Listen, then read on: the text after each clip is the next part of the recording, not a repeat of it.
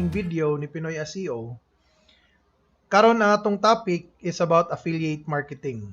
Now, unsa man ang affiliate marketing and maghatag tag real example of how we do it. So magtanaw ta dire, cycle pud na siya. So ang affiliate marketing, magpromote ta sa lain products. Pag mahalin ang product, natay commission or natay porsyento. Nay ginatawag nga affiliate, which is kita ang katong mag-promote.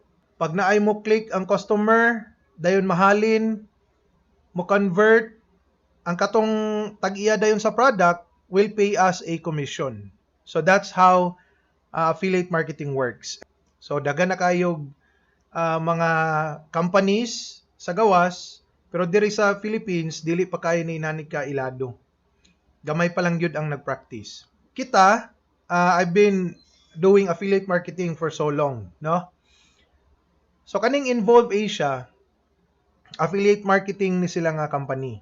Okay? So mo sulod ta, mo sign up ta, and then i-submit nato ang atong mga websites or mga avenue where we promote the products. Kung ma-approve daw, then we can promote na. So, if you check here, mo ni ang mga advertisers sulod sa Involve Asia. No? Kung asa ta pwede mag-promote mag-promote. No? And daghan kaayo ni sila. Laylahing nga products or laylahing nga companies. So, unsaon pag-add, mag-add lang ta diri no. Ato ta sa dashboard, mag-add ta sen mo ni siya. So, unsa may pwede nato ma-add? Pwede ta maka-add og mga social media. Okay, kanang example Facebook nato, TikTok, dako na kayo atong following. Pwede ta mag-add dira. Pwede pod app or software or website, no? And atong ginagamit jud sa akong experience is kaning website. Pwede pod ta mga third-party ad providers, no? Magpalitag traffic. So pwede na siya. But subject for approval na sila tanan. Okay? So naatay website atong gi-submit didto sa Involve Asia, hantod na approve. Okay? So ang approval mo take siya 24 to 48 hours. And if dili ma-approve, na sila yung mga additional request pa sa imuha. But if ma-approve, okay na siya. Okay? So, if you remember, if ga-follow mo sa atong mga different courses sa pinoyseo.ph, natay gi-experiment nga website. Okay? Mga around July, naghimo tag website and all ChatGPT nga mga content or mga articles. No? And gitry na to atong gi-experiment if mo rank pa siya, and ni-rank siya. Okay? So, that website is called examspinas.com. And actually, usa lang ni sa mga websites nga atong gitest, no? Daghan kitag mga websites nga gipang test. Examspinas.com kani siya. It's an online guide for Philippine examinations. Okay?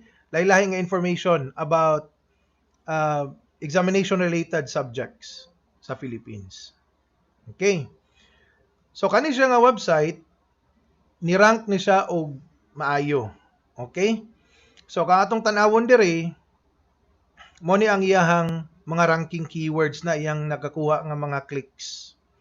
Mo ni iyang mga ranking keywords. So if you type BFP requirements sa Google, inani ang mugawas, no? BFP requirements number 1 gyud ta.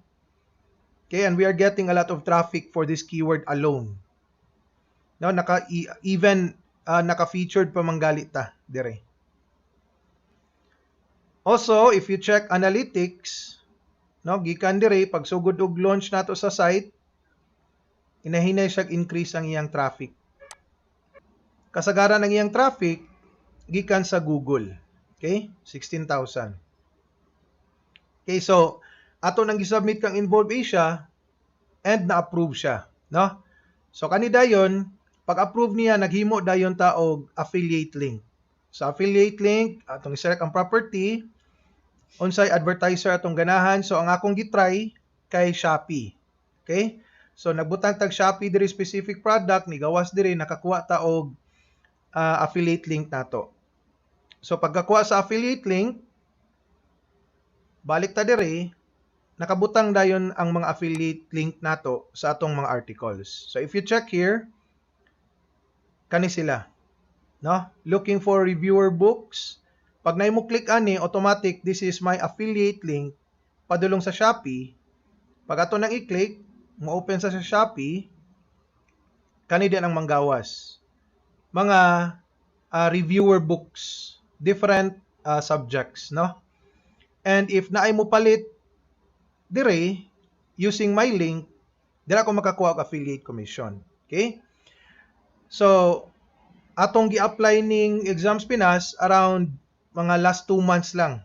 Okay? So, when we check, karon, no? Ang date range nato dire, karong October lang, nikita na ang Exams Pinas. Okay? Kung kita nato dire, from Shopee, sa October, 54 clicks with 7 conversions. Meaning, naay ni convert through our link. So, natay sale amount, gamay pa lang siya because gamay pa lang yun kaayo ang atong nakuha nga clicks. No? But the idea is there. And we are in fact making money na sa kaninga website through affiliate marketing. Padaghanon nimo ang traffic sa imong site and klaro ang imuhang mga affiliate nga mga images or links dito, dako jud chance nga dako gyud ni. Okay? So mag-update ko ani pohon if kumusta ang iyang kita. After 2 months lang, ang atong website nga Exams Pinas ni make na siya money for us. Okay? So of course, gi-apply nato dira ang SEO. No? So kani ato ang website gyud is all about SEO. Ato ang unsaon pagpa-rank niya. So mo nang kung magtan-aw mo diri, dako gyud ang atong traffic gikan sa Google. And also, ang pag-design ani is gigamitan nato WordPress. So, naapod tay bootcamp sa WordPress. Kana lang, mo lang na siya, no? Ato lang ipakita unsa nang affiliate marketing, and in fact, we are really getting conversion, making money from Involve Asia. Okay, so I hope na amoy nakatunan gamay. Thank you for watching.